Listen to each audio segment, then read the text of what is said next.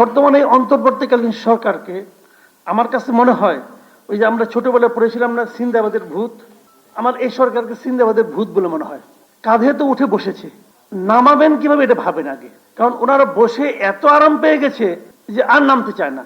এখন ওনাদের লক্ষ্য হলো যদি আমি দুটো দিনও বেশি থাকতে পারি তাহলে দুটো ফাইলে সিগনেচার করা যাবে, ওই সিগনেচার থেকে কিছু আসবে।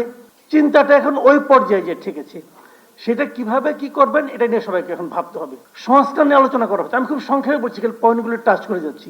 সংস্কার নিয়ে আলোচনা করা হচ্ছে। সংস্কারটা কি আসলে, তারা কি সংস্কার করবে? গত 11 মাসে তারা কি সংস্কার দেখাতে পেরেছে এটা আমাকে বলেন। তারও চেয়ে বড় কথা আমি আরেকটা কথা বলি, যে ওনারা যে সংস্কারটা করবেন সেটা কি ভালো হবে না মন্দ হবে এটা আমি বুঝবো কি করে?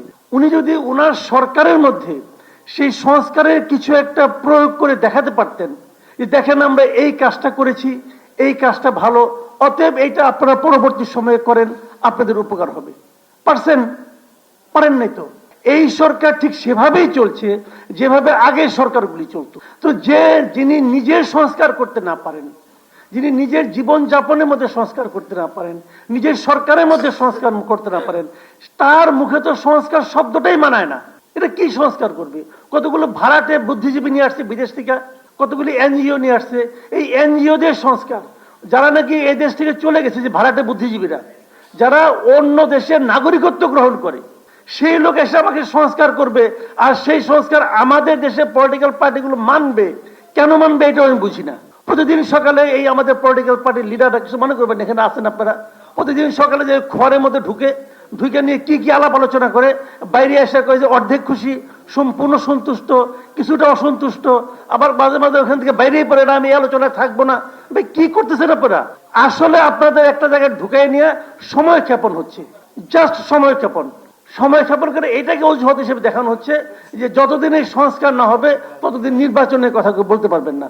ভাই আপনি গণতন্ত্রের কথা বলেন, গণতন্ত্রের অনেকগুলি পথ আছে, আপনি অনেকভাবে গণতন্ত্র করতে পারেন, কিন্তু আপনি যে পথেই যান না কেন, গণতন্ত্রের প্রথম পদক্ষেপ হচ্ছে নির্বাচন। আপনি জনগণকে সেই ক্ষমতা দিতে হবে যার মাধ্যমে জনগণ নির্ধারণ করবে যে পরবর্তী 5 বছর কে শাসন ক্ষমতায় থাকবে, মানে শাসনটা কে পরিচালনা করবে, রাষ্ট্রটা কে পরিচালনা করবে, এই জিনিসটা নির্ধারণ করার দায়িত্ব হলো জনগণের। কারণ জনগণ যদি ঠিক করে, জনগণ থেকে সরাতেও পারবে, তাহলে যারা যাবে তাদের একটা জবাবদিহিতা থাকবে জনগণের কাছে। এই সরকার তো কোনো জবাবদিহিতা নাই। যা হোক, আমি এটা নিয়ে আর ডিটেল যাব না। আমি আর্টিকেলটা দেখলাম বসে বসে এখানে, আমি একটু পরে এসেছি, এখানে সম্পূর্ণ দেখা হয় নাই।